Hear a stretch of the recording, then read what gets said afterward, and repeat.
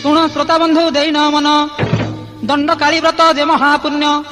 16 ଦଣ୍ଡ ବ୍ରତର ନିୟମ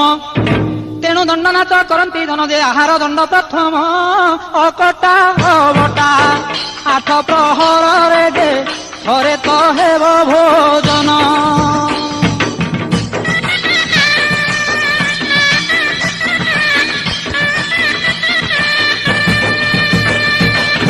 କୌଣସି ଶବଦ ଶୁଭିବ ନାହିଁ ନିଶବଦ ରାତି ଥିବ ଯେ ହୋଇ କେବଳ ଢୋଲ ଘଣ୍ଟ ବାଜୁଥିବ ଧାନ ଗୁଡିରେ ଅନ୍ୟାନ୍ୟ ବାଜିବ ଯେ ନୀରବେ ହେବ ଭୋଜନ ଅତି ନିଷ୍ଠାପର ଦଣ୍ଡ ବ୍ରତ ସାର ଯେ ସକଳ କାମନା ପୂର୍ଣ୍ଣ।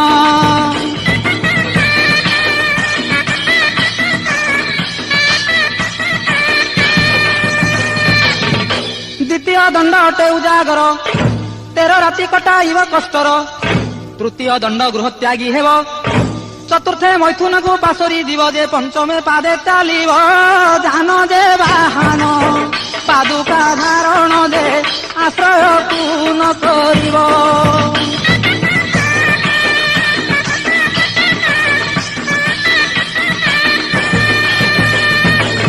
ଷଷ୍ଠରେ ଶ୍ମଶାନେ ବାସ କରିବ କି ଅବା ତୋଟା ମନ୍ଦିରେ ରହିବ ନଦୀ ଅବା ପୁଷ୍କରଣୀ କୂଳର ବାସ ଯେ କରିବ ଦିବସ 13 ଯେ ଧୂଳି ଦଣ୍ଡ ସପ୍ତମରେ ମଧ୍ୟାହ୍ନ କାଳରେ ତପତ ଧୂଳିରେ ରେ ମଧ୍ୟାହ୍ନ କାଳରେ ତତଲା ଧୂଳିରେ ଯେ ଦଣ୍ଡ ଲଭିବ ଦାଣ୍ଡରେ।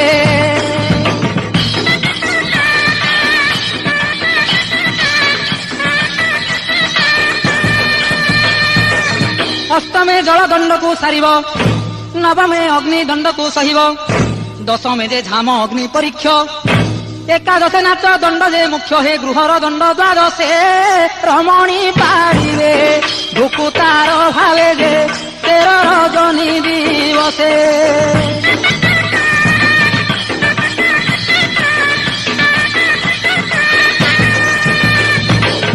ତ୍ରୟୋଦଶେ ପାକ ଦଣ୍ଡ ଭୋଗିବ ଅଙ୍ଗ ବଳି ଦଣ୍ଡ 14 ହେବ ମେରୁ ପଟା କାଠ 15 ହୋଇ ଲଦିବେ ଭୁକ୍ତାଙ୍କ କଟିରେ ନେଇ ଯେ ପାଟ ଭୁକ୍ତା ତହିଁ ପରେ ଚାଲିବେ ବହନ ଦେଖୁଥିବେ ଜନ ଯେ କାଠ ଦଣ୍ଡ ଏ ପ୍ରକାରେ।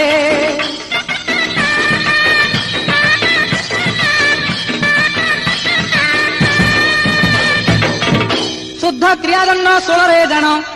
ଏପରି ଭୁକ୍ତାଙ୍କ ଦଣ୍ଡ ନିୟମ ଧନ୍ୟ ସେ ଭୁକୁତା ମହାଭକତ ପାପୀ ମାନଙ୍କୁ କରନ୍ତି ମୁକତ ଯେ ତ୍ରିନାଥ ଯୋଡ଼ଇ ହାତ ମାଗ ଦଣ୍ଡ କାଳୀ ତୋର ନାମ ହାଳି